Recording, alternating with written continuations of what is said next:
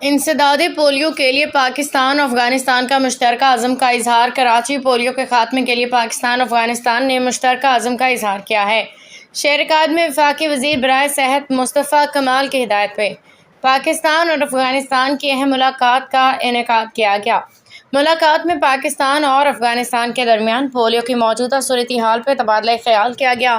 ملاقات میں رکن قومی اسمبلی اقبال محسود، رکن صوبائی اسمبلی فہیم پٹنی اور افغانستان کے قونصل جنرل سید عبدالجبار تخاری نے شرکت کی۔ ملاقات کا بنیادی ایجنڈا پولیو کے مکمل خاتمے اور قطرے پلانے سے انکار کرنے والے کیسز کی مؤثر روک تھام تھا۔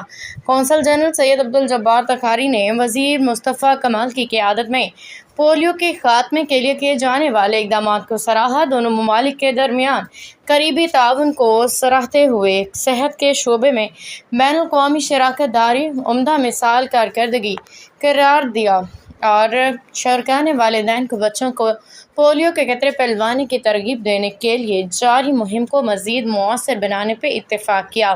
علاوہ ازیں ملاقات میں پاکستان افغانستان کے درمیان ایک مشترکہ حکمت عملی تیار کرنے، سرحدی علاقوں میں پولیو وائرس کے خاتمے کو یقینی بنانے کے لیے مؤثر اقدامات پہ بھی اتفاق کیا۔